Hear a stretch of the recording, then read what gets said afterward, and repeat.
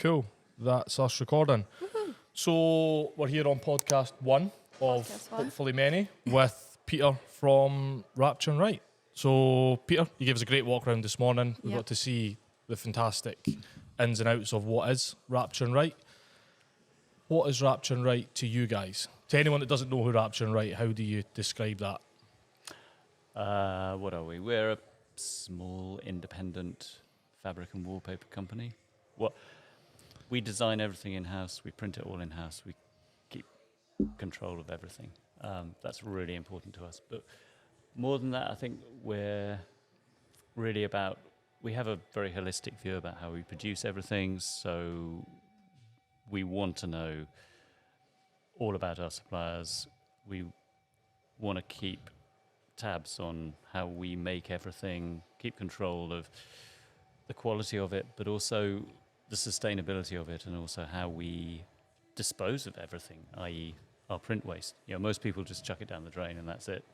Hands washed of it, forget about it, someone else's problem. Yeah. That's not what we're about. We're about, this holistic view whereby we want to know right from the crop that the linen is made of all the way through to the end product, and how we dispose of any waste. Great. So let's go in reverse and talk about the waste first, because we just had a great tour and you Yeah. showed us how you do your waste. So do you want to talk a little bit about that? Because that's something that when people see your product, that's going to be so far down the line. The last Sure. thing that they talk about is how does this amazing product avoid excess waste? So how do you guys at Rapture and Wright deal with that? In a number of ways. I mean, right from the get-go, we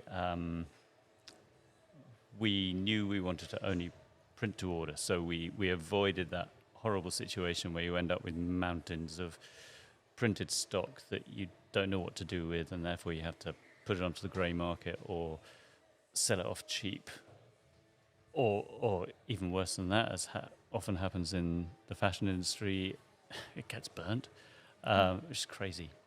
So that's one thing we do. I guess the thing that makes us really different is how we get rid of our print waste, i.e. all the stuff in the water. We screen print everything. We use water-based inks. That's all fine, but it's still got to go somewhere. When we were first starting out, we looked at natural dyes. Mm-hmm. Sounds like there's a train going. Yeah. So for anyone that's not aware, we are doing all Yeah. these podcasts almost fly on the wall without interrupting the daily workflow. So all the workflow for Rapture and Wright still happening, and that's what you hear in the background is their fantastic 15-metre long workbench, which I'm very jealous of, Yeah. having a 15-metre long workbench. And the guys are just screen printing on that just now. Sorry, you were, Peter? So basically all our liquid print waste, the inks, when we wash the screens, that all has to go somewhere, and we need to keep control of that. So we looked at using natural dyes when we first started, but quickly realized that wasn't going to be an option, because as a commercial printer, you need continuity of color, you need light fastness, all these things that a client would quite rightly expect to have. So we kind of turned the problem on its head and went, okay, so if we can't use natural dyes and therefore we can wash it down the drain happily, we've got to work out a way of dealing with the print waste. And so that's what we decided to do, and we found this brilliant little company that designed off-grid waste systems, and they came up with this solution, which it's really simple. And it works on the principle that in nature there is no waste, i.e. One animal's waste is a food source for plants and animals in another part of the food chain. And what you've got to do is you've got to build up as complicated a food chain as possible so that it becomes as strong and as bulletproof as possible, so that as the seasons go on, there's always something that's going to take over this sort of use of the dyes as a foodstuff. So what we've basically got is we got what we call some living ponds, and they have about 20 plant species that were designed specifically to get rid of our food waste, our print waste. And those are all done. So when we were designing this or getting help designing it, we sent off some of our print waste to be analysed. They came back with what was in the print waste, and then they came up with a planting list. And actually, it's all in the root systems. You know, it's not just the plants taking up the water, but it's all the nematodes and stuff that live down there. And then the nematodes become a food source for insects, and then insects become a food source for small mammals and newts and stuff, and then big mammals, and so actually, what you've created is a whole new habitat that wasn't there before, and it's all made out of waste. Yeah. So when we had that tour with yourself, and even when you're talking about it now, that holistic approach seems very ingrained in the identity of Rapture and Wright. Do you want to talk a little bit about that and why that's so important to Rapture and Wright, and why that seems to be why your product, well, not why, but it's why your products end up, what that brings to it as part of your end product. So the holistic view that you guys very clearly have in all aspects of this, that plays a big contribution to that end product. Why is that so important for Rapture and Wright? Is that something that you and Rebecca have just always lived by, or is that something that you became more aware of when you started the company? Or Yeah, definitely. And you know, we're not saintly, but it's become more obvious as time has gone on. We started the company 2004 or something, and when we first started out, we were looking at producing these fabrics and wallpapers. The only advice we could find was from people who worked in quite big fabric and wallpaper companies, and all the advice was offshore it, get it made abroad. It's the only way you'll make any money. And the more people said this, the more sort of bloody-minded we became. Yeah.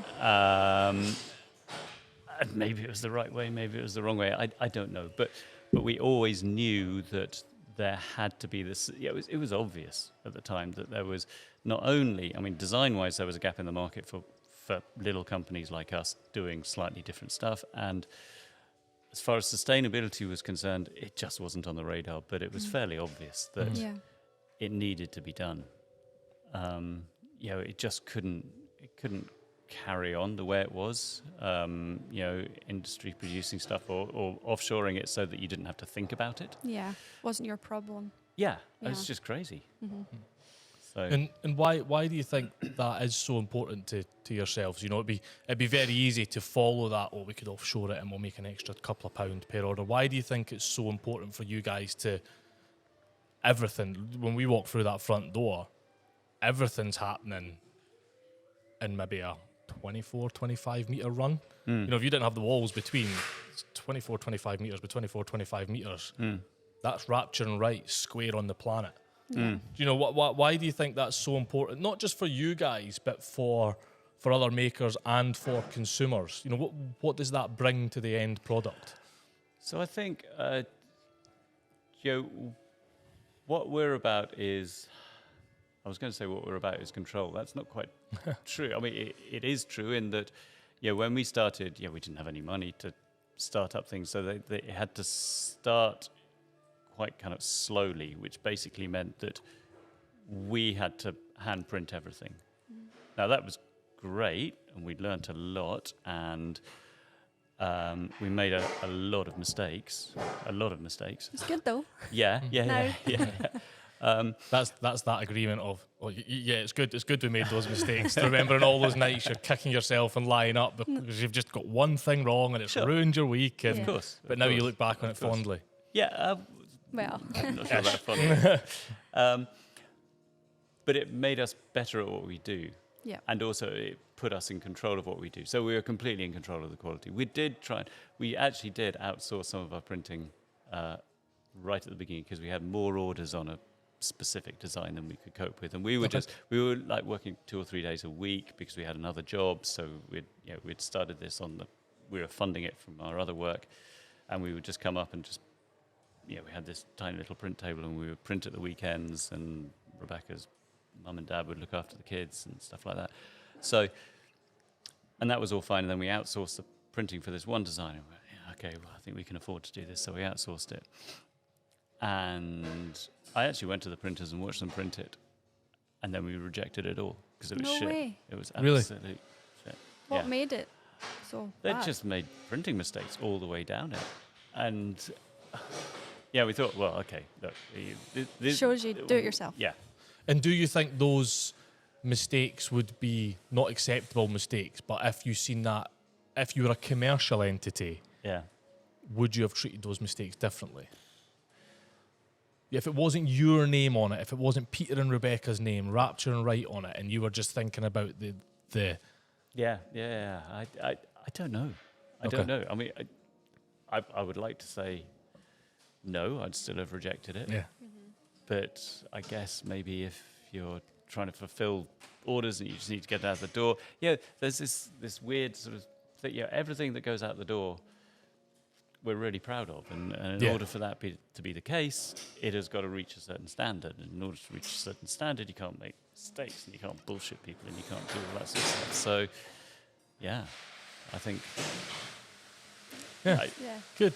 So you touched on there you were obviously working 2-3 days trying to bring Rapture and Wright off the ground and working your full-time job at the same time, or part-time job at the time. How did that look like for you, and what...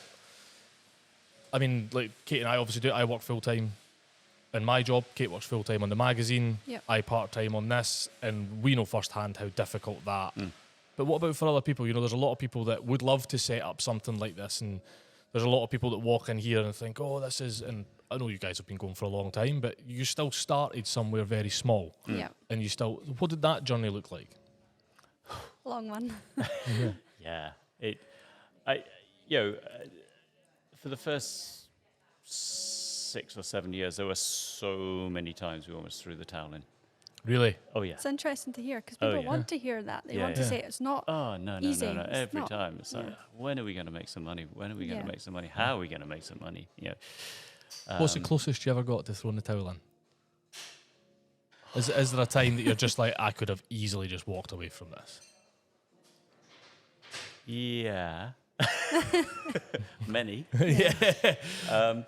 Yeah, there were. And actually, and the final one was kind of, okay, for some reason we thought there must be,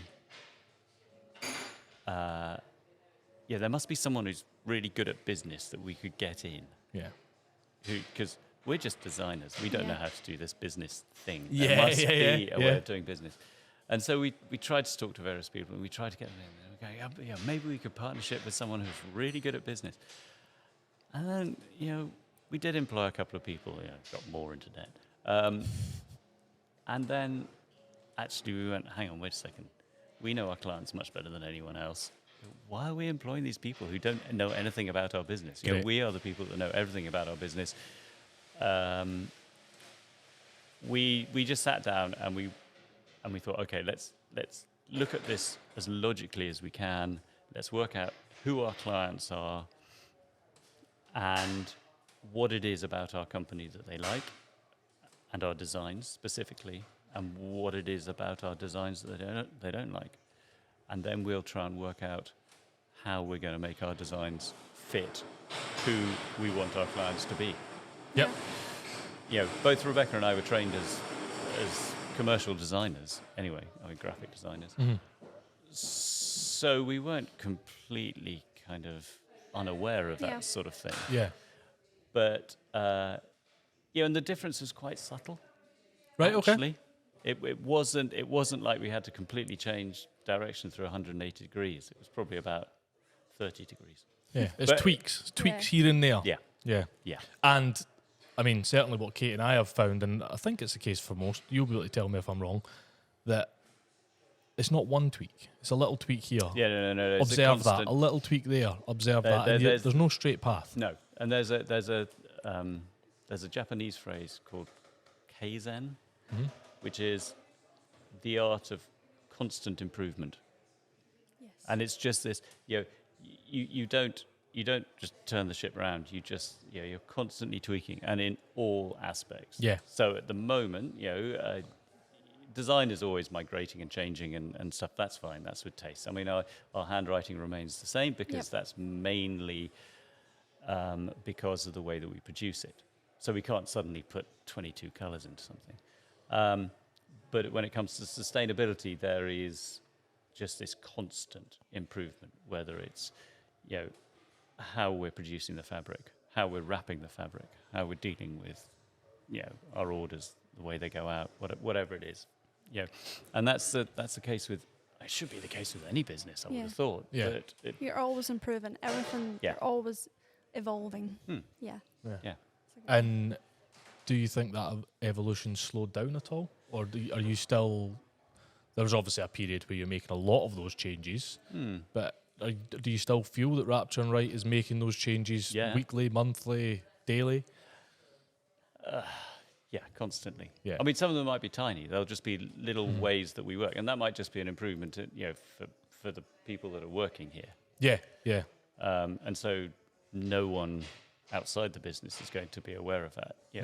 It's just a kind of, it's like almost a management thing. Management's the wrong word, but it's a process thing. Yeah. Because inevitably mistakes happen. Mistakes happen all the time. Of course they do. Yeah, of course. And as long as you learn from them and go, okay, well, this happened because this was wrong. So now how we're going to work out how to... It's no one's fault the first time. Second time, third time. Yeah, I'm a big believer of that. Second time, it's somebody's fault. Third time, it's either a system failure or that person's just not getting it. Yeah. Because in edition 4, you mentioned that you have Fridays where it's about inspiration and new designs. Is that still... We are getting back to that. Yeah. That was before lockdown. Yeah, because it's amazing. Like, we sometimes do that as well, don't we?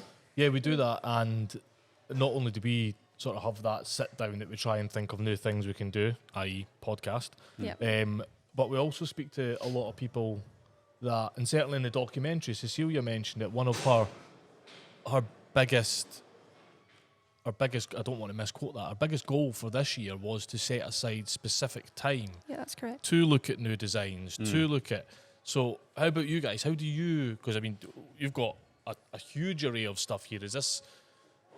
Are you keeping everything from day one? Do you constantly add to it, or you drop stuff away? How do you guys keep fresh? And it's very easy to keep fresh in somebody's eyes who's just discovered you. But it's very, very hard as the original. Like, you're never going to feel like it's a fresh design if you've done it 20 years ago when you started. It's Or even last year. Well, there you go. So it's keeping fresh in your own eyes. And how do you... Kate raises a good point there, that Friday creativity. And how do you find that keeping fresh and almost keeping in love with what you do? It's really important. And, some days you'll just go, I'm just not feeling inspired. I just want a process day. Kind of thing. Yep. Which is okay. Which is totally okay. Just give me jobs that I can just, they're black and white, or coloured usually, but, I know what I'm going to do. Yeah. I've achieved it. I tick it off a list. Yeah. Because my brain can't deal with that. Your tabs, you've got a anything million tabs. Just give me something easy to do for today. Exactly, Yeah. exactly. But then it's really important to put aside time. And it's actually, Rebecca is the master of this. She basically works out the rota.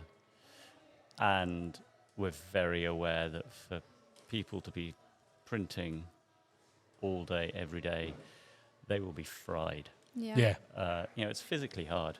Yeah. And it's just, okay, there are two of you and you can chat, but you've got to keep your eye on the ball because otherwise mistakes happen. And absolutely.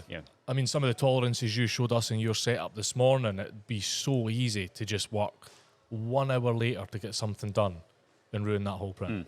And just get that a little bit skewed or a little bit off. Yep. So does all of your team get involved in the sort of creative side of it and the pushing things? It's not just you and Rebecca now. How does that balance work? Because your team seems super engaged and really like to be here from the people we've spoke to. Right. Okay. Good. That's a good thing. Yeah. So we're now bringing on Ellie and Amy to work on the designs, but not just the fabric and wallpaper designs, but also the other stuff. I mean, you saw a little flick book and just the way, just little things, the way things are presented, just having ideas about it. They do a lot of the Instagram. Yep. Partly because I'm quite old, and partly because then it's their baby. So you give them little projects, you work out a little sort of Instagram timetable, and they can work on that, and then they go away for half a day or whatever and do some little videos or just make stuff up, do mood boards. Makes them feel more involved in the whole... Completely. Yeah. Completely. Yeah. Take a bit of ownership of it, don't they? Yeah. And that's totally fine. Like to give people, I think a lot of people think, no, my business, it needs to be run exactly my way. But when you get people that you know you can trust like that, or you put that trust in people, watching them grow is fab. It's brilliant. Yeah. And they'll never develop if they never get the chance. Yeah. It's don't get me wrong. I'm the classic small business owner. Oh no, I'll do that. But actually, they're probably much better at it than me anyway. Yeah, we'll cut that bit. Yeah. We'll, just cut that. We'll send you a different edition of this podcast for your team to listen to. Yeah. So one of the things you mentioned in the magazine was how you get them involved in, they are Rapture and Wright projects. Of course, they're Rapture and Wright projects, but they're not specifically Rapture and Wright projects. The photovoltaic panels that you've got and all your solar panels. How do you find that affects your team? Bringing one of your team had an architecture and more engineering based. Yeah, so that was Amy. So she was put in charge of finding them. I mean, finding the company, and talking to them and going through the whole process. And so she was the first point of contact for working all that out. Great. Yeah. So you're just giving them a little bit of ownership, and then they're even more involved in your brand. Yeah. And also, I mean, we all felt very keenly that we should do it. Mm-hmm. I mean, at the end of the day, it's an investment, so therefore it's money coming out of the company that could be used for something else. So, right at the beginning, we could say, okay, we think this would be a good idea, but put it to the floor. What do you guys think? Yeah. And a lot of Rapture and Wright's decisions, are they put to the floor, or do you find yourself moving together as one big unit now?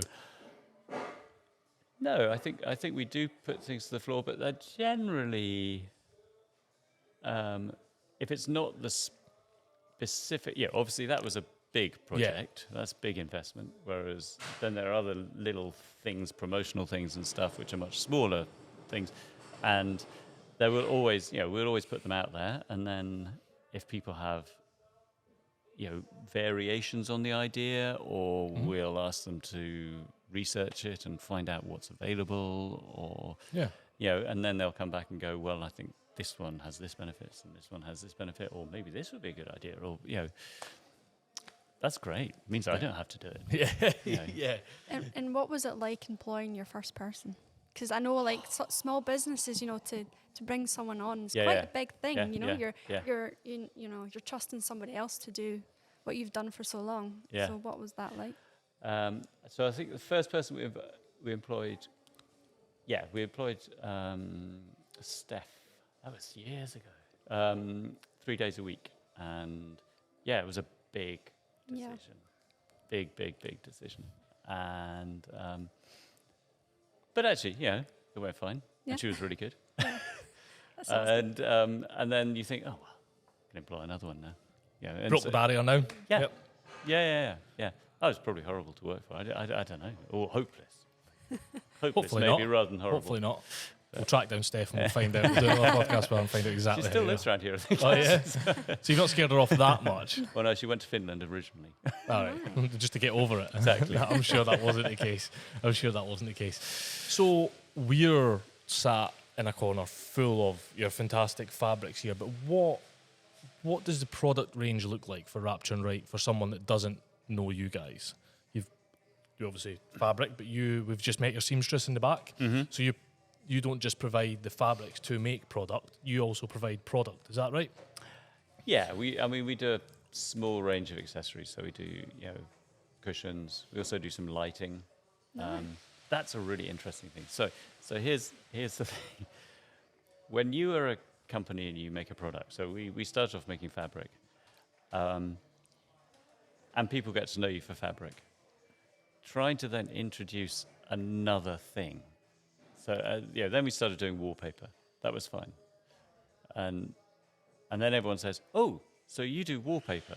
And it's like, "Yeah, but we do fabric as well." "But you do wallpaper?" "Yeah, but why do you keep going on about that's a tiny bit of what we do." But conversely, we do lighting. No one knows we do lighting because we do fabric and wallpaper. It's just trying to introduce. It is like starting another company. Mm-hmm. Right. Okay. That's one of the things I've really learned. So it's all about the marketing. Like that's what I feel like. We don't shout enough about maybe, I don't know, a certain area. Yeah, one of the big things that we've found ourselves speaking with Shaka Social about, we've got a really good line of communication with them because we're very frank. And it's like, we're doing all these things. And they'd obviously done their research on us before once we first got in contact with them, they'd done their due diligence, done their research. We tell people who's Shaka Social are. Yeah, who are they? They're our guys that are dealing with all our social media now. Okay. Because like you said, giving other people control of your social media, which is a weird thing, at 29 going on 30, we're still like, we need younger people than us to deal with social media. We don't understand this. I certainly don't. Yeah. So they'd obviously done their due diligence and gone through and done as much research as they could. And then we're talking about all these things they're doing and oh, we don't know you're doing that. So how hopeless are we? How hopeless are we at telling people what we're doing if people that have just sat and researched us because they're about to be employed by us still don't know? So I suppose, how do you guys, maybe you can impart some knowledge on your 20 years on Earth, how do you guys do that? How do you show, we didn't know you'd done lighting, and we think we know you pretty well. I'll show you later. Yeah. So how do you guys, how do you introduce new product lines without veering off from the fact you do fabrics? How do you... Well, lighting's an interesting one. It was a little bit of a pet project because I think it started because someone said, "Oh, we should make lampshades." Okay, lampshades, great. There is a connection, fabric to lampshades, obvious connection. Lots of other people do it. Actually, we can make them. We kind of now knock them on the head because we've discovered that 20% of them got crushed on the way to. So, if you're making 30% on as your profit and 20% of it's disappearing. Yeah. Do you mean crushed as in damaged? As in damaged. See, packaging I find is the hardest thing. See, even doing the magazine, I had to do different envelopes, different. We're renovating a house at the moment. I was up in the attic doing some wiring, and I am tripping over packaging samples because they're just trying to get it right. And Kate's such a perfectionist. It's like if it's got the tiniest little crink in it, and rightfully so. Yeah. Tiniest little crink in it. It's like, no, that packaging can't be used. I'm like, we just ordered 100. We've just ordered loads of them. But which is fine. It's the right decision to make. Yes. Yeah. Staying not too much in control, but staying no. And you're absolutely making the right decision. So packaging for you is what took you away from doing the lampshades. The lampshades, yeah. And also there were a lot of people. Yeah, we can still do them. Yeah. But we'd prefer.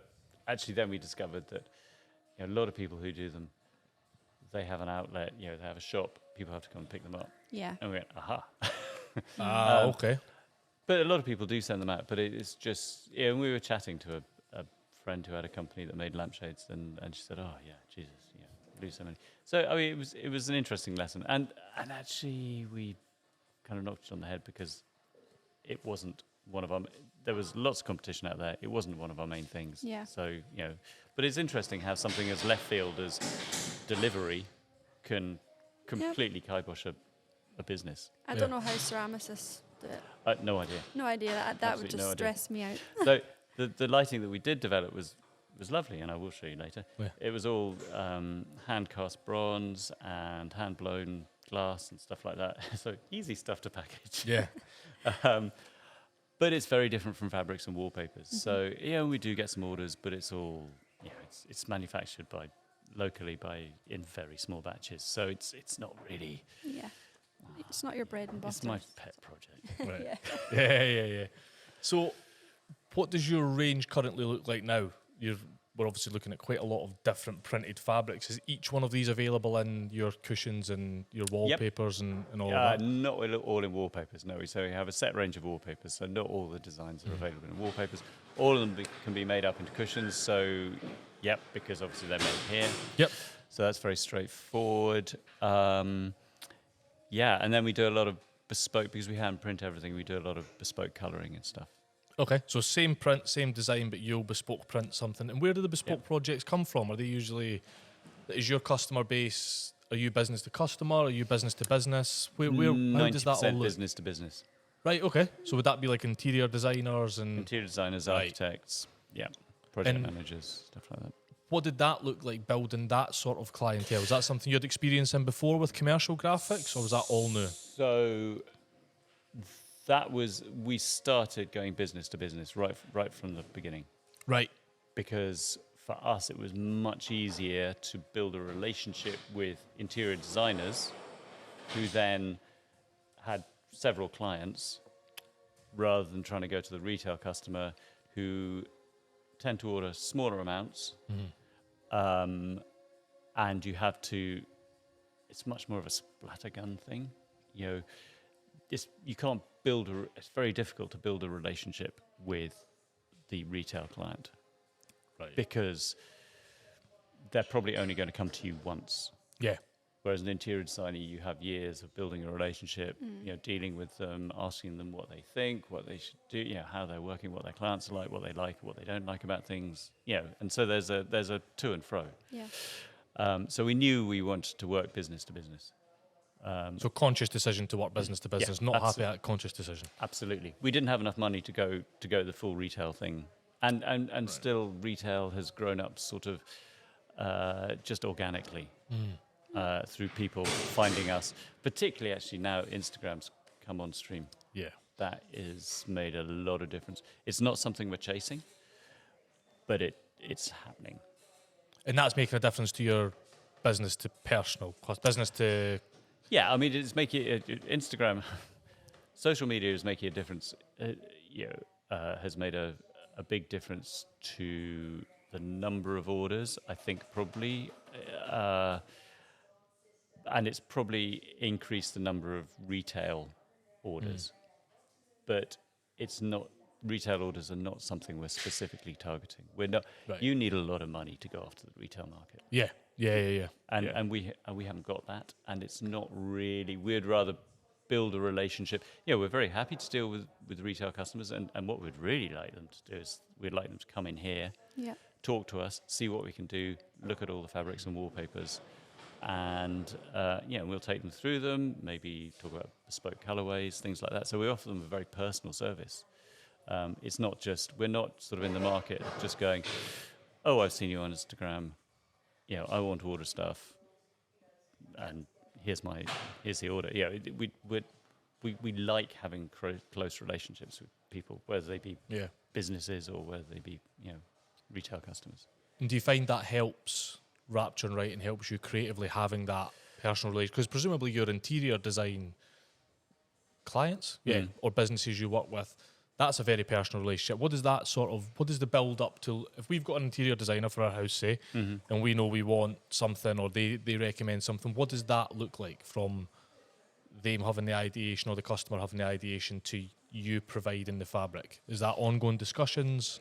Yeah, probably. I mean, I guess, it's generally a sort of a gradual process where they get to trust you. They come to us in sort of lots of different ways. Sometimes the client has gone to them and said, I really like this fabric. Would you order it for me? Oh, okay. That's a slightly different relationship.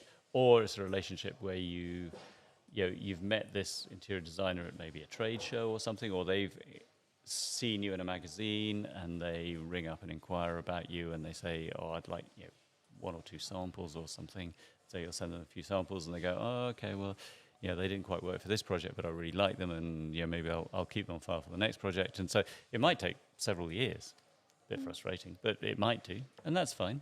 Yeah. But once they're hooked, and if you can get them in here, once customers come in here and see it all being produced, then that's they're sold. Yeah, you say that in addition, like for people to come actually in here and see what goes into your business. It's almost like, oh, okay, wow. Yeah, no, I mean we had someone who came in here a couple of years ago and she said, I used to think your stuff was quite expensive. Yeah. And now I've seen it, I think it's quite cheap. Yes. And you're like, there you go. You want more people to come in and see. Yeah. Yeah. So that's probably a great time. We've talked a lot about what the business looks like and how it operates and where, well, not so much how it operates, but where the value is and what you guys do. But that's probably your questions and your answer there is a good chance to segue over to what is that process? So from start to finish, what does that process look like? We had a quick discussion about, where you get the fabric from and what the pitfalls of the way you get the fabric versus the clear benefit, or the clear benefits to us, certainly. So do you want to talk a little bit about that? So right from the beginning? Yeah, let's go right from the beginning. Right from the beginning. So the linen, flax is all grown in northern France and Belgium. So right from the outset, we decided we wanted to use UK manufacturing. Yeah, we would only use UK manufacturing. We were very naive at the time. And we were told that we had to outsource offshore stuff to get it made. Anyway, we found some UK manufacturers, and they're great. They were gems, absolutely fantastic. There weren't many of them left, and we naively thought, we can save UK manufacturing. That'll be great. And then, so the flax is grown in northern France and Belgium. Okay, that's not UK. And then it's generally spun in Europe. And then the yarns come across to the UK, where they're woven for us. We work very closely with our weavers because of the way we produce stuff. Generally, the industry norm is that a cloth will be woven. It's then in a state, what is called prepared for print, and it feels like cardboard.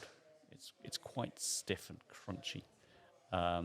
And this is linen I'm talking about. We don't use cotton because we don't like cotton for various sustainability reasons. So then it gets printed. Then it goes off to the finishers. It's chemically softened, washed, and then it's dispatched or kept in stock and then dispatched piece by piece. Because we print everything to order, we need to get it from the weavers, and it needs to be finished before we print on it, so that we can then dispatch it from the table, basically. So an order comes in, there's a lead time or whatever, and we print the order, and then it goes out the next day. So we need to work really closely with the weavers to make sure that actually, rather than going through the chemical softening process, which we don't particularly like anyway, but we can't use it with our inks because you can't print on top of the chemical softening because it just sort of sisses and it won't stick. We have to work with the weavers to weave it in such a way that it actually has a nice softness to it. And then it gets washed and scoured, and then it comes to us, then we print it, then we send it off. And then the waste product, we've talked about this a bit before. We wash all the screens, and the waste all stays on site and is taken up within this sort of enclosed system that we have. So you skirted over, you print it, as if this is like a nothing job, which I'm sure to you guys is a nothing job, but it's not a nothing job. Okay. I want to talk a little bit more about that, because there's a very, well, of course, only if you're comfortable doing that. There's a very defined process in the way you guys do that to make sure that your products are such good quality.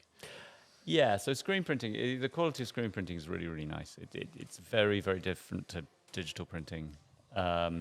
Digital printing is, well, it's like a digital printer that you print out your paper on, your A4 bits of paper.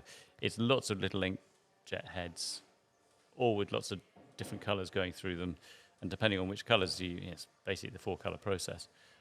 Which colours you put down, you either get a red, a green, a blue, a black, or whatever. Whereas screen printing, you're just putting down one color at a time, so you get a really nice, deep, solid, pure color. Yeah. But it's quite slow. Yeah. Because you have to do, for every color, you have to do a run down the table. And it's split. The design is split up into repeats, and so you have to design it in such a way that it will the whole pattern will sort of jigsaw together, but the tolerances are very small. On some of our designs, the tolerances are maybe 0.5 millimeter or something. So you just have to be quite precise about setting it up. Yeah, where basically. it all goes. Yeah. I spent a bit of time looking at that one that was on there. I was like, where's the joint line? Where's the joint line? Surely I can find the joint line. Nope, you can't see it. It's not there. Went right then. Yeah, that one obviously went very, very well.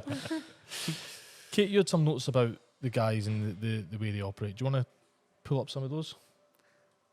Some questions? Oh, gosh. This is me yesterday making sure that I knew exactly what I was going to ask, and then...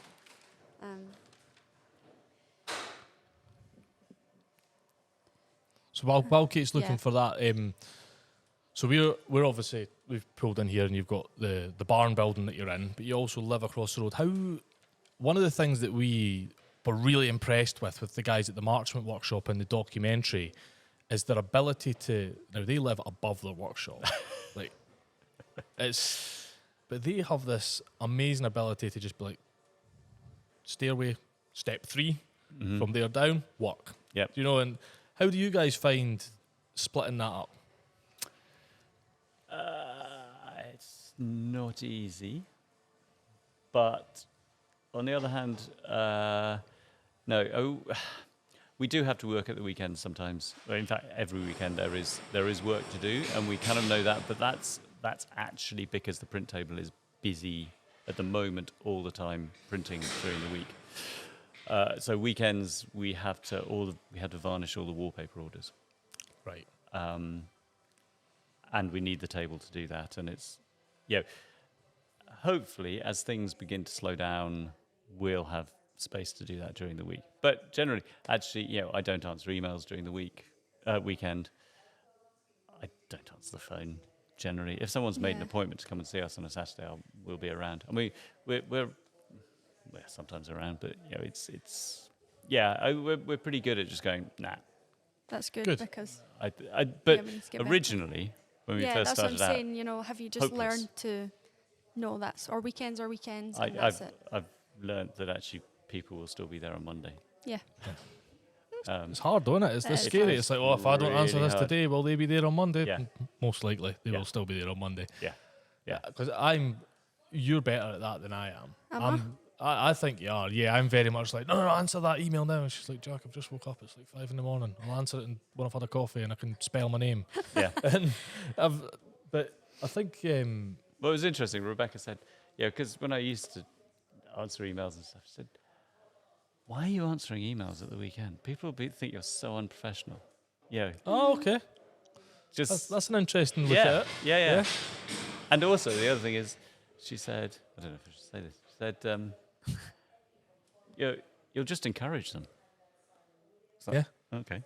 Fair enough. It's a hard balance, It's like you really want to answer, because if you don't answer it, then you're thinking, well, I forget on Monday. Because then your emails will just come in and be like, oh. But and it's so easy. Yeah, you just have it's to so easy. learn to not to. But I think any small business is the same. Completely. And for the first 10 years, I would have done it. Oh, well, 10 years. We've still got, Yeah. still got a while. Yeah, sorry, your We've still got weekends. 7 years of weekends gone. Yeah. So Kate said there, any small business is the same. Do you still view yourself as a small business? You're obviously still a very independent business, but do you still look at it in the same way as you're a small business? In the same way in the same way you started, or how's your viewpoint changed? No, our attitude is different. I think our attitude is... One thing I have learned is that it doesn't matter whether you're a small business or a big business. People are still... How am I going to put this so it doesn't sound awful? But things under the surface are still just as crazy. Yeah, you can have the biggest business in the world, and they will probably be more disorganized than most small businesses. It's true. Yeah. Because there are just more people who don't know what's going on. Yeah. There's more things to go wrong. Yeah. You've got more variables. You've really just got more people to inform. Yeah. And more people not to talk to each other. Yeah. And usually it's a breakdown of communication when things go wrong. Yeah. Yeah. 100%. So, I mean, yeah, when you're a small business, you always think, oh, God, this wouldn't happen in a big business. And then you work in a big business, or you have the chance to see into a big business or talk to someone and you realise, nah, it's exactly the same. But it's just more difficult to sort it out. That's encouraging. That's encouraging to Yeah. hear, because we very much think like, oh, in a big business, a big publisher, they would have this nailed. They wouldn't forget to do this one last thing at D-Day, and they probably would. Yeah, Yeah. absolutely. Yeah. The only difference is that they would probably have the money to throw at it to sort it out. So, going back to the big business thing, other than this is like unapologetically you, like we're very keen on the fact that makers are unapologetically them. What's the key differences to doing, or maybe the key similarities from your commercial work to this? What do you find has been transferable, and what have you just written off entirely? Both yourself and because Rebecca worked commercially as well, didn't she? Yeah. Yeah. Yeah, no, she was really successful. I just sort of... I think one of the differences is that everything that we produce is ours, whereas actually when we're working commercially, if you're working as a graphic designer commercially, you are working for a client, and it is their product that you are designing.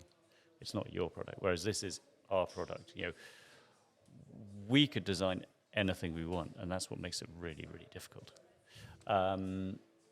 Because it's just a blank page. There's nothing more scary than a blank piece of paper. Yeah. So true. What was the thing? There's a thing about that. Artists. Is it you sketch on a newspaper?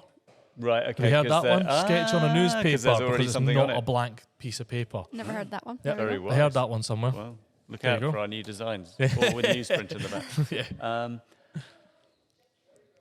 But what is transferable, I think, from I don't know from a big business, but what we've got here is a kind of perfect storm between artistic creativity, i.e. the design bit, and production, which has to be precise. So production precision. Yeah. And you've got to have people that can do both. And that's not easy. No, that's Actually. quite a special character to find someone that can do both. Yeah. Do you have a preference? As to which one I want to do. Which one you prefer? It comes back to this thing where some days you just want to do process, Right. and other days you want to be creative. Yeah. See, because that's very different to Kate. I love process. I love things.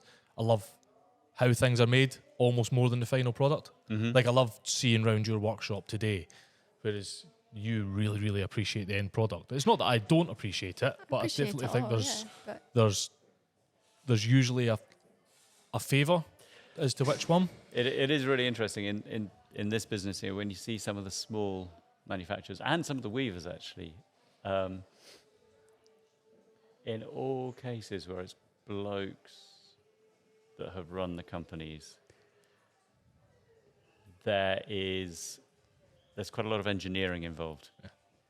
And there was this one guy I knew who ran a printing company, and actually I don't know whether he was trained as an engineer, but engineering was his first love, whether it was cars, motorbikes, aeroplanes, whatever. The Prince just is what his BDM ended up being.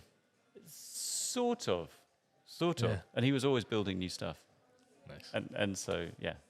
How did we get onto that? Can't remember. I absolutely can't. You did say, though, that, when it's usually blokes that run the company, do you and Rebecca take very much a 50-50 share? It's very much, some days it's your idea, some days... How does that design process look between the two of you? Because we view Rapture and Wright as both of you.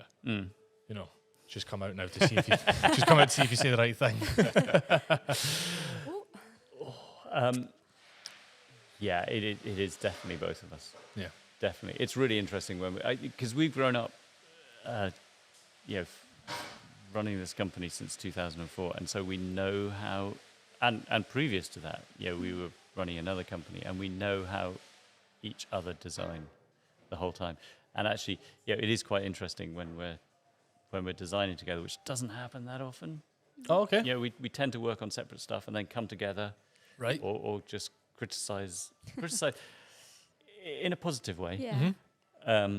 Each other's stuff, but actually, we quite often don't actually have to talk to each other to know what the other one's thinking. Okay. We kind of know. That's nice. It's weird. It's weird. Special. Yeah. Oh, okay. Special. Yeah. And that's very difficult then when you've got that sort of design relationship, then bringing other people into that is quite. So when we bring Amy and Ellie in, it's quite interesting. So have Amy and Ellie started doing much design work for you as of yet? And how's that Begun looked? to. How's that work? Begun to. Early stages, but it'll be good. Good. You've obviously got a lot of trust in the people you work with, which I think's important. I'm sure. You have to. Yeah. You have to. Even as a small publisher, the people that work for us or with us are just as passionate as we are.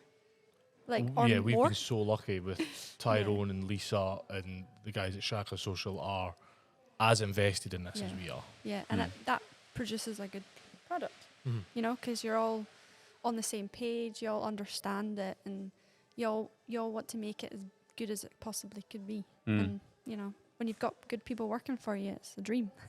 Yeah. It is. Yeah. You just have to give them enough scope and enough space. Yeah. To do their own thing. Yeah. So how have you found the people because they're not easy people to find. No. How have you managed to, has it been a lot of, I don't want to use hiring and firing because it's got a bit of a negative connotation, but has it been an evolution of the people that work with you, or have you been quite lucky and the people that have walked through the door just have been fully invested in Rapture and Wright? Yeah, mostly. I think we've got a great team at the moment. Yeah, you do. And maybe we're just getting better. I can't think of anyone that has worked that we've taken on full time that we've just thought, this is not That's good. going well. Yeah. So I mean, bear in mind we haven't got 60 people working for us or anything like that. We don't need an HR department. No, exactly. Yeah. You got how 4 or 5 of them working with you here? So there's Rebecca and I, Ellie, Amy, Molly comes in 3 days a week, Wendy 3 days a week. How many are we on? That's 6. And then there are a couple of other girls who come in as well. Great. It's a nice bunch. Yeah. Small. Yeah. It's enough. Yeah, you don't want to go too big. It's really difficult around here finding people to employ because it would be easier if we were in a city. Yeah, absolutely. Yeah, how do you Much. find that being sort of away from everything? You're not just like easy to get to, I suppose, for some people. Yeah, I mean, it was the reason we moved out of, because when we first started, we were in London, and we started producing our stuff by renting the print tables at Camberwell Art College. But then we got too many orders, and also it became more difficult to rent them, and the setup wasn't quite. So we needed our own space. But where are you going to find a space like this in London? Yes. I mean, the space we were in previously was much, much smaller anyway. But so we had to move out to find a space. So you've got this sort of dichotomy between liking all the sort of creative stuff of being in London, or any any major city, and the convenience of it and being able to find more people to employ, and also then needing the space to be out here. I mean, I don't know how you square the circle on that one. No. I mean, we need the space, so therefore we had to move to the space. Yeah, you couldn't do this in anything smaller. No. You couldn't do this. You wouldn't But get you your already, massive I guess, workbench. had your clients. You already had a brand, as you say it, so you're just taking it to a different space. Okay, I yeah. That's true. Mm-hmm. That's true.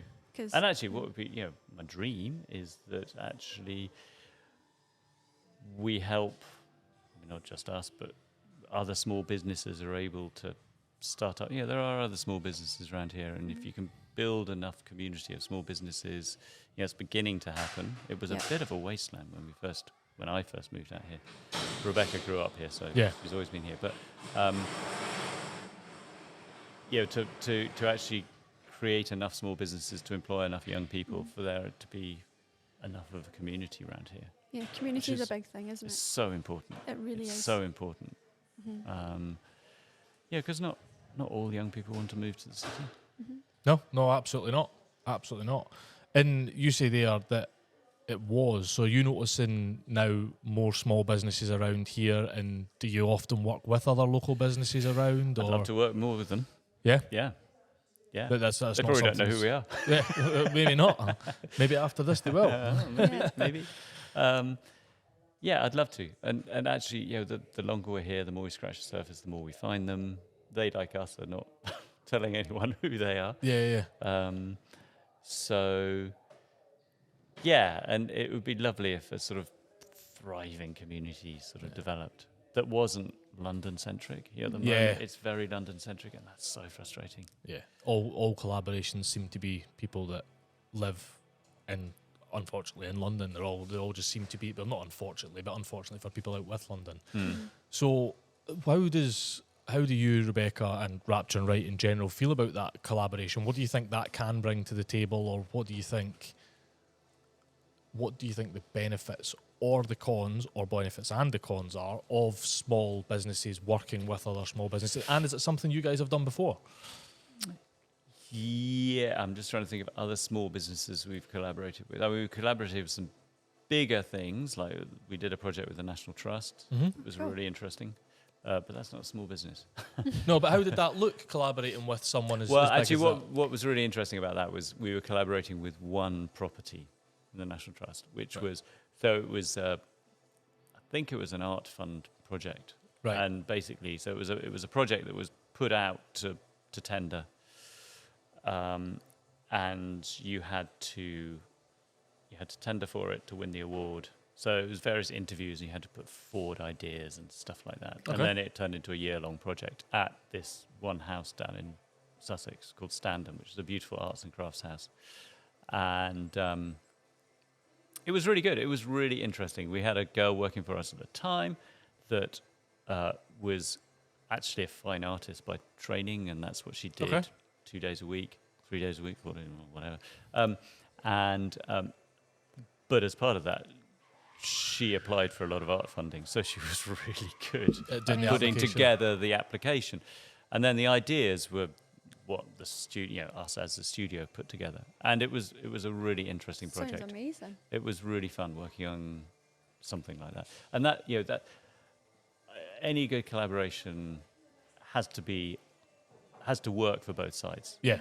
Collaboration is not going to work if one's gaining major benefit and one is not. It's just not going to go anywhere. And did that work for you guys? Did you see much out of that? Did you see much recurring business out? Did it open you up to new customers? It opened us up to new customers. Very difficult to quantify. It's a bit like doing a trade show, and actually, unless you're selling something on the stand, it's very difficult to quantify because it might be 5 years before the next customer comes along, or that particular customer comes along. It was really interesting. I mean, we designed a new collection for the house and put it into the house. It's very unusual for us to actually get to work on a house, a beautiful arts and crafts house like that, and to be part of it, and over such a long period of time as well. What did you all do for that house? So we designed some new wallpapers and fabrics, but based. The story of the house was very specific because it was built for a family in 1890 by Philip Webb, who's a well-known arts and crafts architect, and William Morris decorated it. And so, and we decided that we needed to change. Actually, we sort of went outside the scope of the original project and said, these rooms that you use for offices, we want to turn those into bits of the house that the visitors can go around.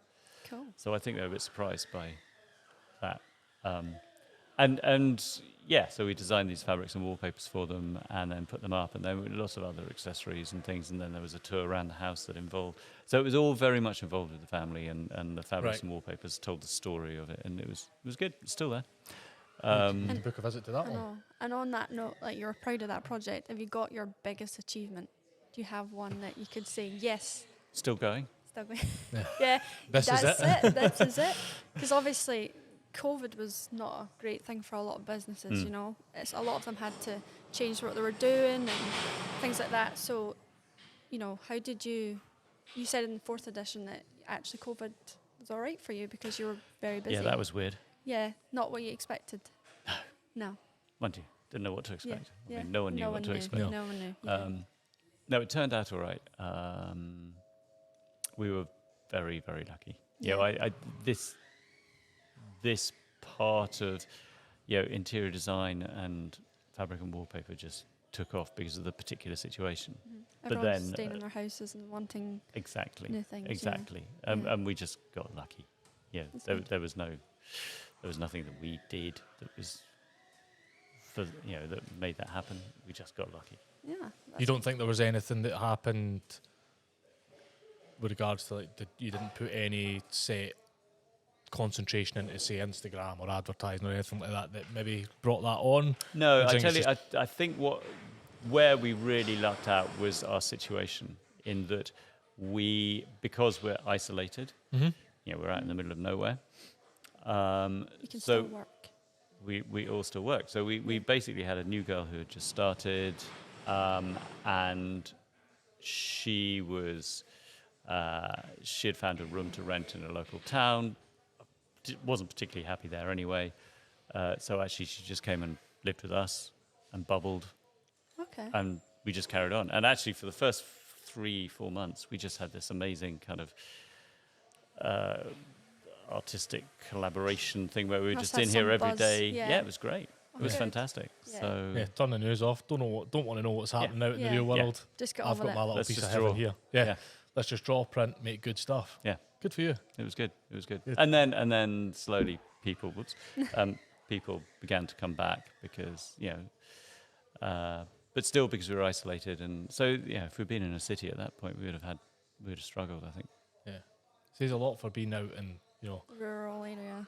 Yeah. And I was going to say being out in a purpose-built place. Was this purpose-built for you guys here? Did you put this up to move Rapture and Wright in? This was a cowshed. This was a cowshed. It's a very nice cowshed. It is now. It wasn't at the time. Yeah. It was, so I mean, there was no electricity. There was just about running water. Just about.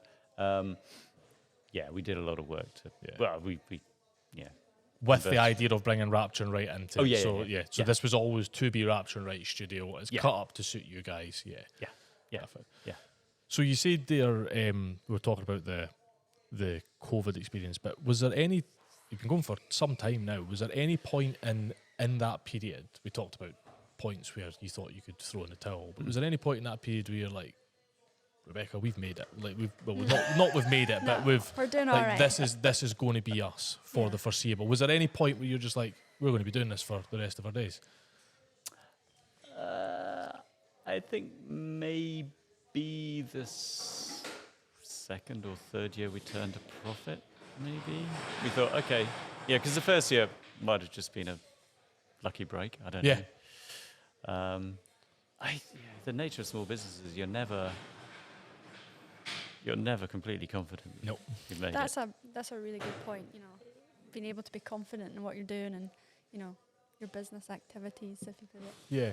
When did you guys start growing really confident in what you were doing? When did you start thinking, like, we make fabric. We make bloody good fabric. You know, what was the point, or was there a point where you're like, no, we're the experience in this. We're not our say goes in the arrogant sense of it, but we're confident in our word. What was the point for you guys that really happened? I'm not sure, because I'm always very wary about being overconfident about something like that. And I always find it slightly weird when people come to you and go, oh, I know who you are. You do, you know, such and such. And you're kind of going, okay. Yeah. How do you know me? Yeah, and also, you know, and just going, oh, I love your stuff or whatever. And you kind of go, oh, great. Can you take that? Like, can you take the feedback, the nice feedback? Sometimes I'm like, oh yeah. You know, you don't sometimes I don't know, what's the word? You don't No, really absorb I mean, it, do you? yeah, You just kind of absorb it. bounce it back. You're Yeah. like, oh, that's Yeah. great, thanks. Yeah, Conversation over. yeah. Maybe that's a very British thing. Yeah, I think so. I think you Yeah. might be right. It'd be interesting to speak to other people and see what their thoughts on are on Yeah. it. I mean, I think you'll find a lot of small businesses, no matter how big they get, are supremely unconfident Yeah. deep down Yeah. about. Because it's a huge thing to release a new design because you're like, are they going to like it? Are they not going to like it? Yeah, you have no idea. No, we have no You idea. have absolutely no idea. Mm-hmm. And likewise, I think people are overconfident about things. Mm. Probably, again, maybe it's a very British thing to be deeply, deeply worried about people who are overconfident. But sometimes they're trying to hide something, or they don't know something, so they just come across as being overconfident about something. Yeah, I think it's more dangerous to be overconfident than it is to not be confident enough, for sure. You could I could definitely see people falling down a trap. Like we're very on that side of things. Like don't get caught up in the moment. Don't lap up. Don't get overconfident because it's so easy to fall off that. So you mentioned a good thing there, Kate, about like releasing a new design and how does that feel like? What pushes you guys to release a new design? Is there like set times in the year? Do you follow a calendar of new design, or is it just whatever inspires you on the day? So, I mean, as far as sort of calendar goes, we tend to do one trade show generally in September. Have you got that booked for anyone listening this year? What one will that be? Yeah, so there's a design show called Focus, which is happening down in London as part of Design Week in September. Right. We need to go to that. Yeah. Yeah, we'll see you go, there. because it's all over London. I mean, it's not. It's only a tiny bit that we're in. And yeah, I mean, usually the program is that you try and design, throughout the year. It's not just, you can't just sit down in May and go, no, I'm going to design. So we gather, research stuff and old designs that stay in scrapbooks and and things. Ideas never die; they just get put aside for next time, and then they get changed or developed, or to use in other designs or as other designs. As you see other inspirations, so things morph. So I'm constantly trying to kind of keep things bubbling over, and sketchbooks and ideas which just get put into folders and scrapbooks, as I said. So, and then we'll sort of in spring we'll start trying to put stuff together to get collections going. And that's spring, putting it together for the September release-ish. Yeah. Cool. Yeah. And It should really happen earlier. Should really happen the year before. We should be now designing for next September. That's the idea. And we have started talking about it now. Started talking about it. First step. First steps. Yeah. And where does that, and you talk about inspiration, where does that initial inspiration come from you guys? Like a lot of your stuff, is it nature? Is it, where are you coming from? It can come from all over the place. Really? Yeah. Is it as wide as that? Really Can all be over anything. the place. Yeah. So one of our designs a couple of years ago called Moorish Maze, that's been very popular, came from, actually it was an artwork by an artist called Richard Long, and it was actually a sculpture. It was before he gets on the phone, it looks nothing like the design. It was this little scrap of a tear sheet. I'd seen a magazine article with this photo of an exhibition he had done in Mexico City. And it was just this enormous sort of sculpture that he had done on the ground of the floor of this gallery. And I tore it out about 10 years ago. Wow. And I thought, I'm going to make something of it. And it just didn't work, and didn't work. And then 2 years ago, that combined with something else I had in my scrapbook, plus something else, plus some other stuff, it all just sort of morphed together. I mean, it's really interesting. The design process is very... It's often quite long. Sometimes it just happens, but usually it's quite long, and we'll go back and forth, put things in, mostly take things out. Right, okay. That sometimes is when you take it out. Oh yeah, I mean they always say Yeah. the best design is the best when you've taken out as much as you can before it falls to pieces. Yeah. Yeah. Yep. That's the same as designing anything. Bicycle. It's same in engineering. Yeah. Yep. The more you can take out, for everything you take out is one less thing to go wrong. Yeah. Keep taking it out. Yeah. And before we started the podcast, we talked about like competition. Do you ever look at what everyone else is doing, or do you ever think, oh, Inevitably. yeah, I mean, you can't help it. You can't help it. Yeah. I don't look at what they're doing specifically Yeah. with that in mind, but you can't help. Yeah, it's really interesting how colours come in and out of vogue. And you think, I'm thinking that next year we're going to use this kind of colour palette. And then everyone else is suddenly using that colour. You go, well, they can't have seen what I was doing because I haven't shown anyone else. So where has that come from? And you just picked it up from media, Instagram, TV, whatever, or a reaction. There is definitely an action and reaction thing. So, if everything is beige and grey, 1 year, 5 years later, it'll be full of colour. And it just happens. And do you guys try to follow that, or do you guys, you guys, do you actively try and stay away from it? No, we just do our own thing. I mean, I don't actively try and do one thing or another. Just actively do you? Yeah. Perfect. I think that's the best. Whatever works best. I don't really care. You're not caught up in that, oh, I need to be like them, or I need to be doing what they're doing. And because I think it's unhealthy. Yeah. Yeah, and otherwise, I mean, you have no idea how their designs are doing. Yeah, this is true. You just see what they want you to see. Yeah. And as a maker, you might be looking at another maker and think, oh, they're doing really well. Why am I not doing that well? But actually, their struggles are just like yours, and that's the way of being a maker. Yeah. And it's hard. Exactly the same. Yeah. And I've talked to enough makers now. Everyone's the same. To know that everyone's and I guess that's what we're trying to communicate as a community of people who, want to hear from each other and want to hear each other's successes, but also, things that are not so successful and things that they're struggling with. And Yeah, I think talking about your about weaknesses it. is as impressive, and to me, more impressive than talking about your strong Oh, points. it's much more interesting. Yeah. and how you've overcome that. I'd much rather have a conversation with someone about all the shit that goes wrong. Yeah. Because What you're like, was wrong here? ah.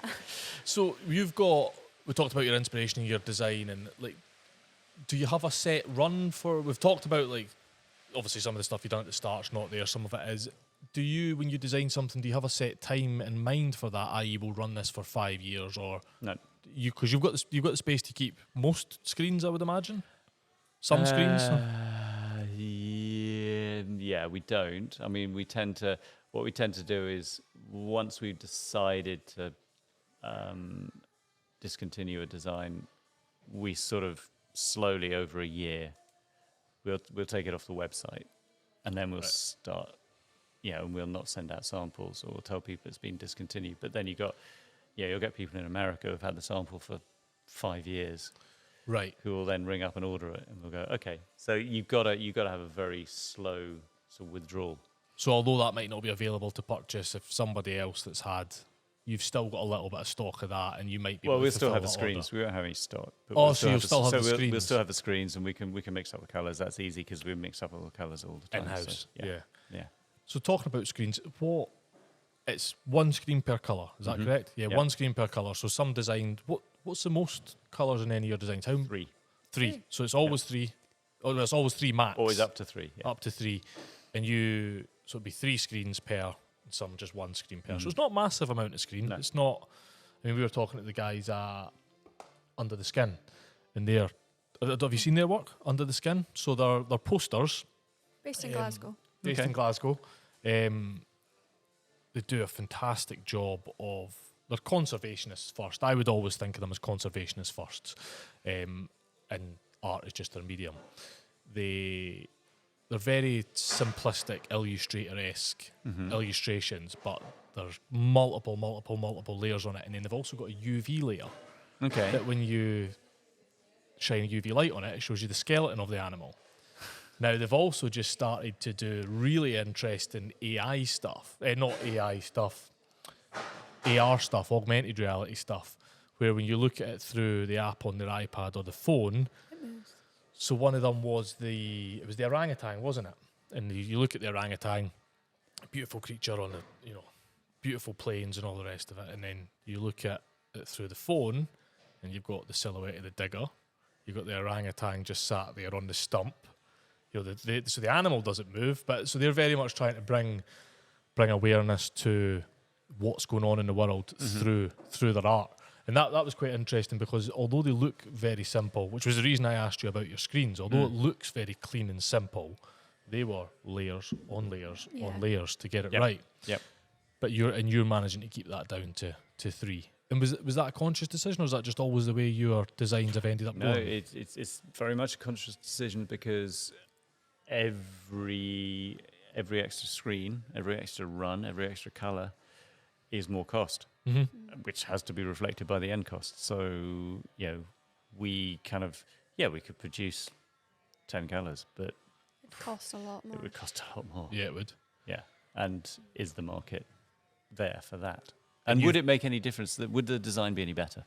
Probably not. Yeah, that's a very fair point. One of my bugbears about digital printing is it means you can be quite lazy when you're designing. Okay. Because you've not got the colour considerations, you've not got the process. Just do whatever you want. Just take a photo out of a book, reproduce it. So screen printing not only gives you the effect you want, but do you find it drives your design process? Yeah, absolutely. Yeah. And do you find really that considered? Do you find that limiting? So I find when we're engineering stuff for film, we've got set suppliers, especially if it's a short lead time project. I know what suppliers will turn things around quick for me. So it very much forces the design. Do you have all that in mind when you're starting the design, or does that phase in at another point? At the sketch point, are you thinking about process, or are you thinking about it later down the line and simplifying? No, it's always in my head. It's always in your head, just ingrained there naturally. Yeah. And actually, I tend to design, really initially, I tend to design just in black and white anyway. Right, okay. So there's no colour. But so it goes down on paper in black and white, but actually in my head, I'm seeing it in colour. Does that make sense? Yeah, that makes sense. Yeah. So the design, you say you're seeing it in colour. Are you seeing it in the final colour? Not necessarily, so but I'm just changes. seeing how it works out. And I tend to just, I'll just use layers of tracing paper or whatever, and just black and white. So you then end up in a sort of monochrome with greys and whatever. And then when you print that out, I presume you're printing multiple different colours in your initial stages to see what works best. Yeah. You do a couple of your prints in different colours, don't you? So it'll be the same design, but you'll have a few different colours to go with it. Yeah. Tend to be sort of, it varies between 3 and 10 colourways. Oh, okay. So, yeah. And then, because everything's mixed in-house, so you don't have like a set. You don't have a set. These are the colours we do. Would you take hues of that or change that a bit? We have about 150 different colours. Oh, wow. That are in our palette. I mean, that's increased. But generally, for 80% of the designs, we now have enough colours to actually just use them in different combinations. So is that something that gets asked a lot? Colours. Sorry? Is that something that gets asked a lot from your interior designers? Like, we love this, but can you do it in this colour? What if we can change the colour? More and more so. Right. Some people really like doing it, and some people, you tell them about it, and you just see that look in their eyes. They're just like, what? so yeah. Good. Okay. Where are you, Kate? Did you find some of your questions that you had? Pretty much answered them all in some way, so I'm not going to ask them again. But yeah, obviously, one of the questions was, do you have any advice for someone who's small business? Is there any tips, or everyone likes to hear? I think if I had any bit of advice, it would be don't give up. Yeah. Which is a big one. Just keep going. It's a really big one, and it seems, And also, I think what we were talking about earlier, to remember that actually everyone else is having the same issues. Mm-hmm. You feel very lonely when things go wrong and when you're first starting out. Yeah, and you think, it's going okay for everyone else. Why is it not going? Because all you're seeing, especially nowadays on social media, is their highlight reel. Yeah, we were Nobody lucky. posts on a shit There day. was no social media when we started, so we didn't have that horrible. So how did you get? get yourself out without that social media? Because now we just go to social media. Like you can set up an Instagram account for free, and yes, although it's difficult and it's getting even more difficult to get seen on Instagram, it's still there as a free tool and it's in everybody's hand. How did you guys go about getting out there? We did. Well, actually, you know what? When we first started out, so I said before that we could only get advice off people who worked in big companies.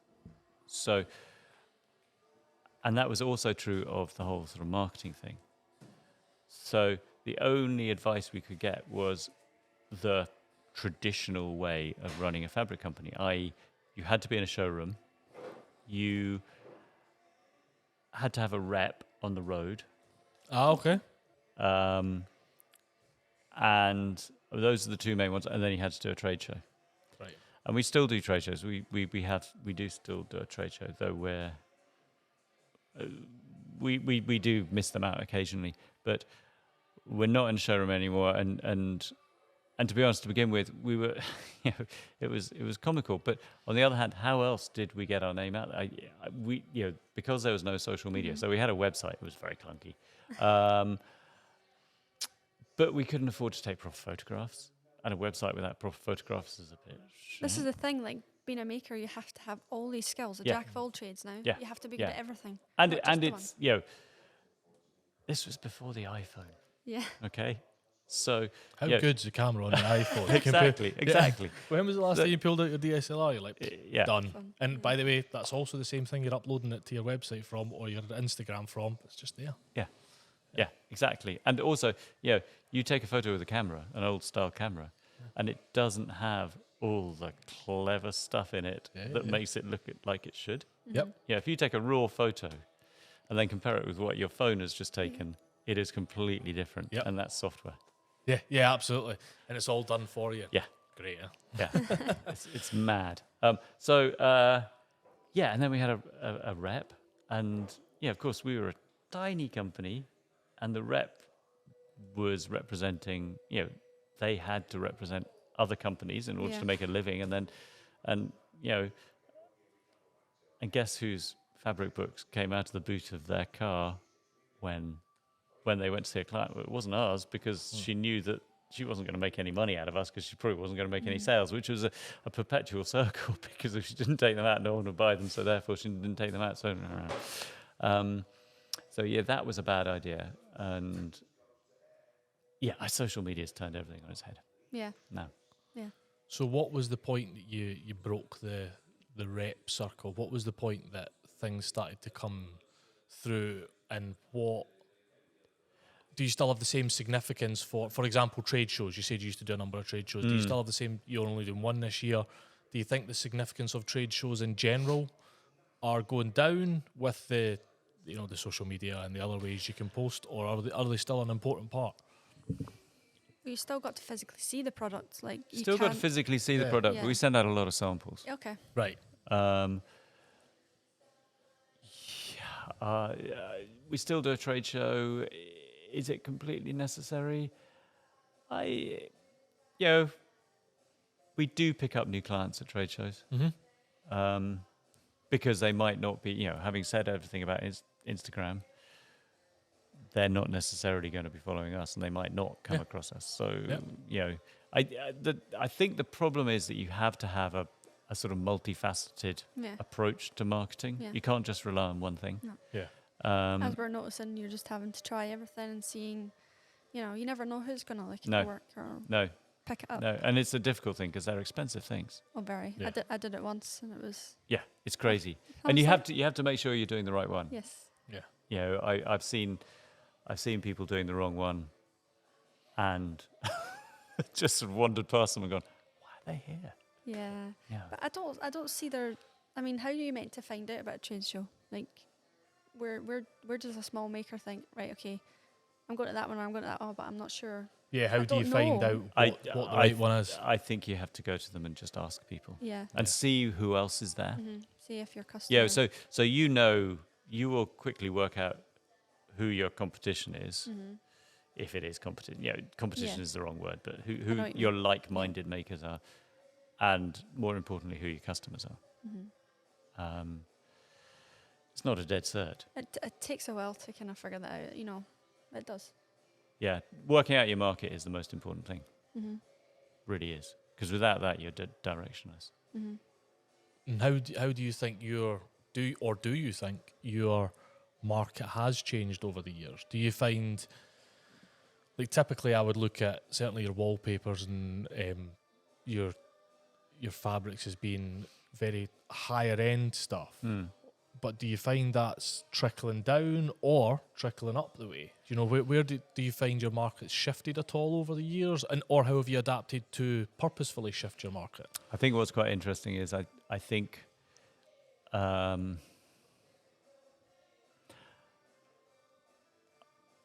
we did purposefully. No, hang on a second. Did we purposefully shift our market? Potentially, yes, we did. I do remember being given a bit of advice right at it's probably before we even started out, actually, when I was working previously as a freelancer. And someone said to me, never undercharge.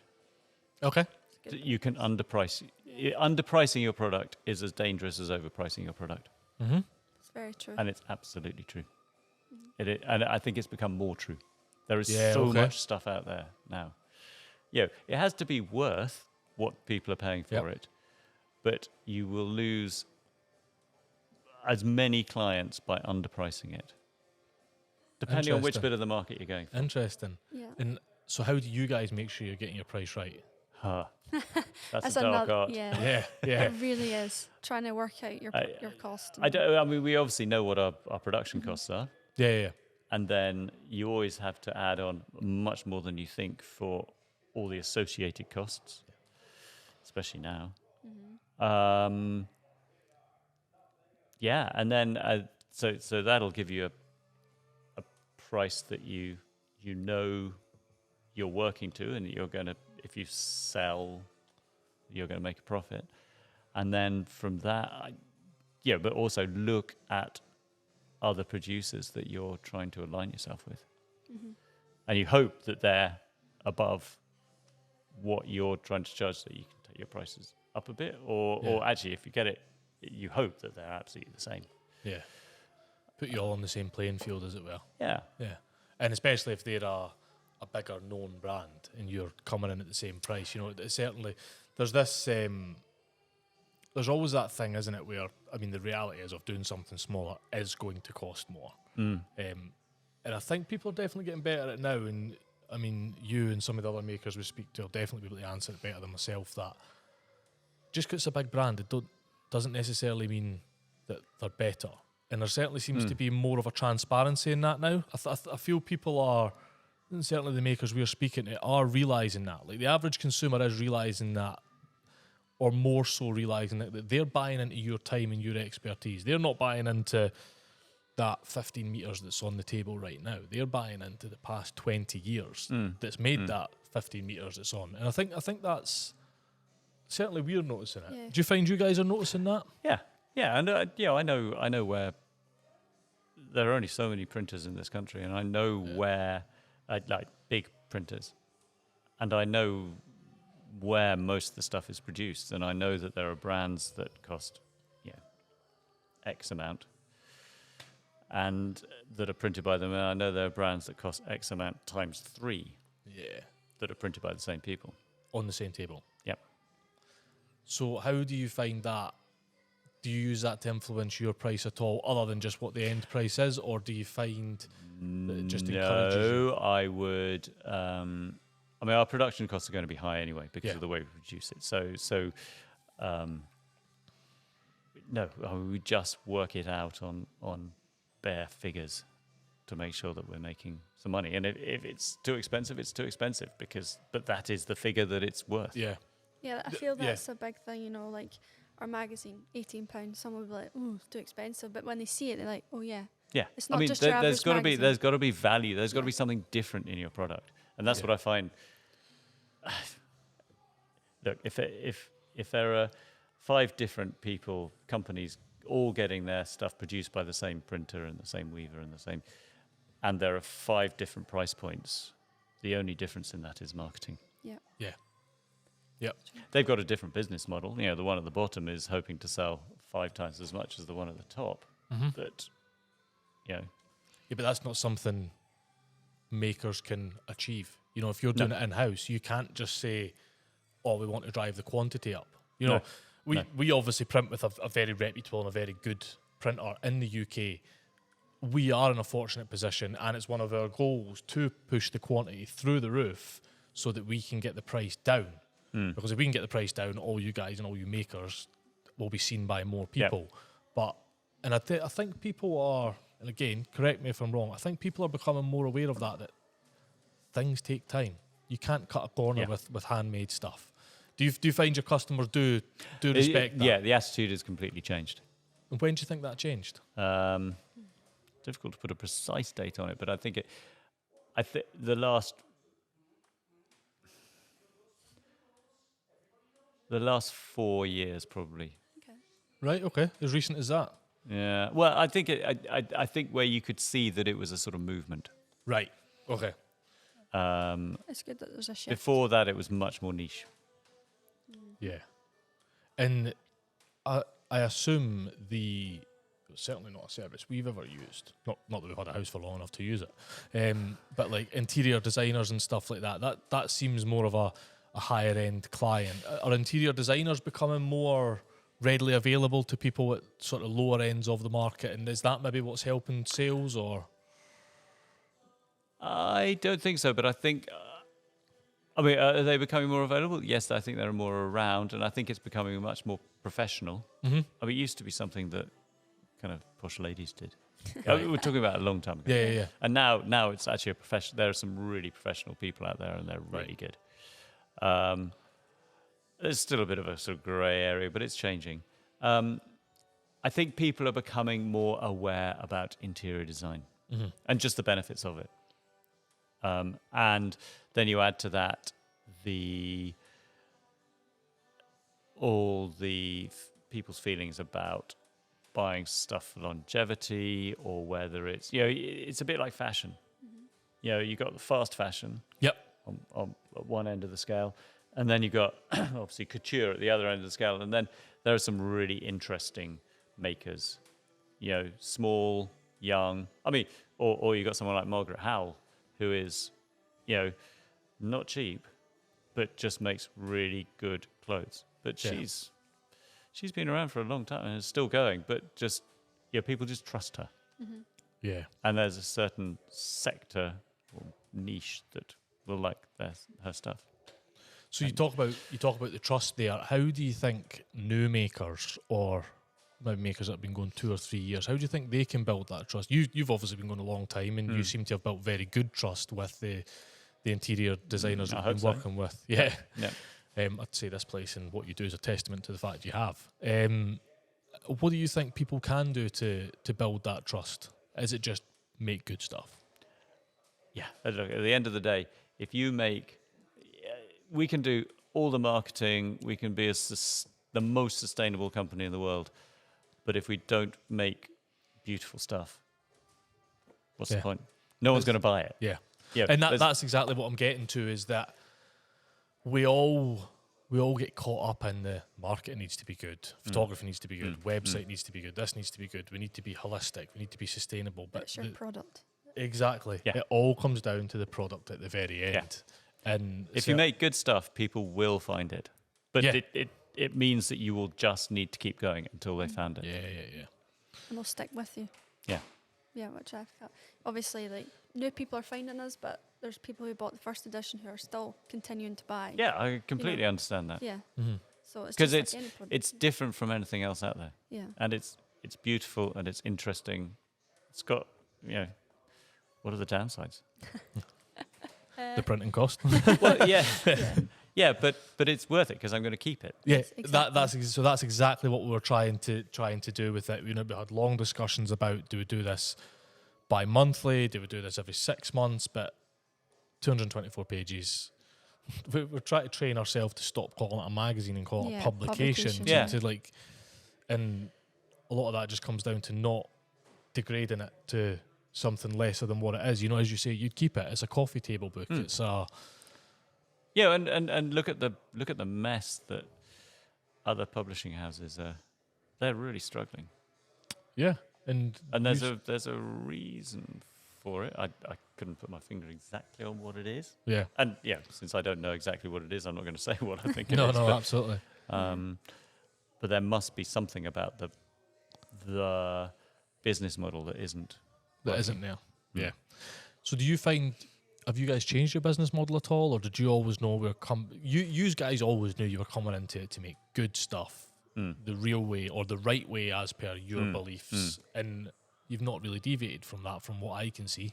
No, we just every year we try and we try and improve on it.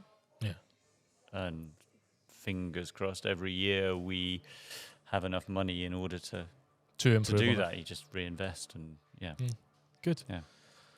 Well, that has been fascinating. That's been really good. Kate, I don't know if you've got anything else you want to cover. One more question. I guess it's not advice or tips, but what would you say to your younger self?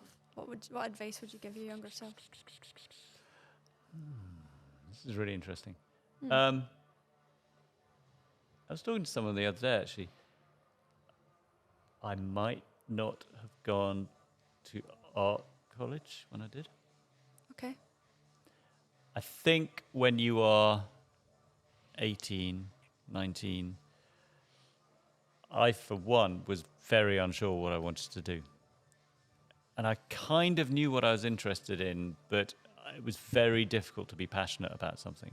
And until I found that thing, I didn't know what it was going to be. Does that make sense? Yeah. And actually, I was working in a graphic design agency, and I was very bad, and I wasn't particularly happy there. I mean, I wasn't unhappy. They weren't mean or anything. Yeah. It didn't fulfill you. It wasn't what I wanted to do. Yeah. And I'd had an interesting time at art college, and I'd sort of seen, I'd met some great people and stuff. But it just wasn't kind of floating my boat. And then someone brought a copy of World of Interiors different magazine, I know, but into the studio. And I read it. I remember it was at lunchtime, and I just sat at my desk and read it and thought, this is really good. This is really, really interesting. And it's not really something I'd known. I'd read some magazine, quite a lot of interior magazines before, and there were some really interesting ones that I'd picked up, but nothing like the variation that's around at the moment. And I just thought, I want to make things. I want to do 3D stuff. I want to do, I just want to do something different. Yeah. So you said you wouldn't know if you'd have gone when you did. Would you have still gone? Or would you maybe have got more life experience behind you? Would have tried a few things? Right. Yeah. So you'd have still gone.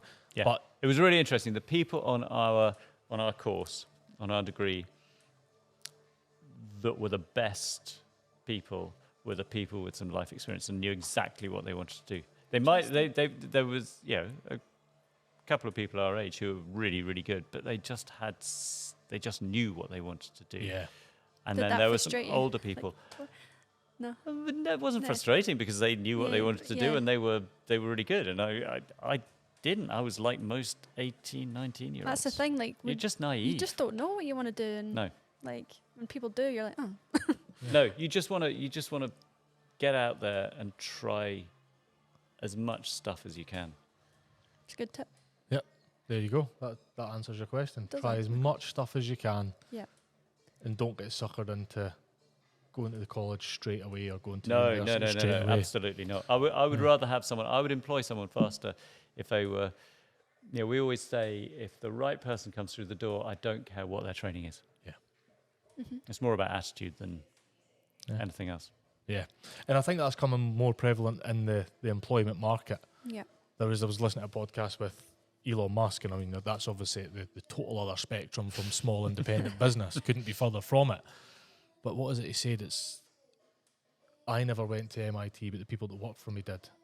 It just goes to show it's all life experience. It's all about who you are as a person. Yeah, what you're willing to put into to doing. Certainly some of the makers we've spoke to, some of them have never been to art college or never been to anything like that, and they've had Self-taught, almost. full-time jobs and just chucked it, self-taught, and amazing, amazing, but really people. Passionate.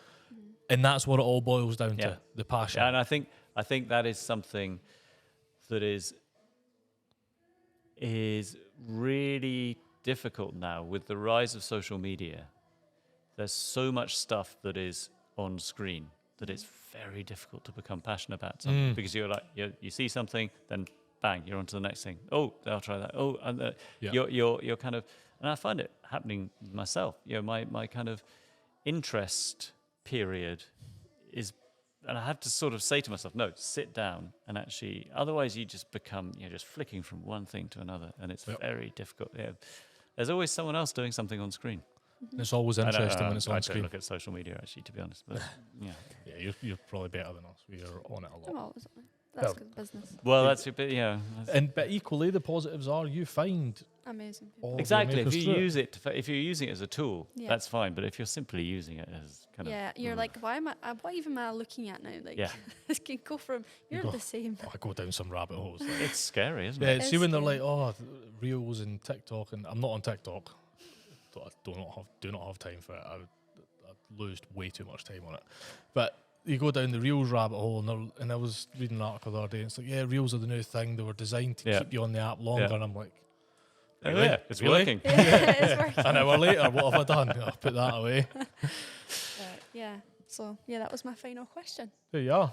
We'll wrap it up. That's the first one done. Yeah. Peter, thanks so much for the insight on your business. You are now going to have to show us the lights, because I've not forgot about that. And we'll wrap it up at that, yeah? Yeah. Brilliant. Thank you very much. Thank you. Cheers, guys. Pleasure.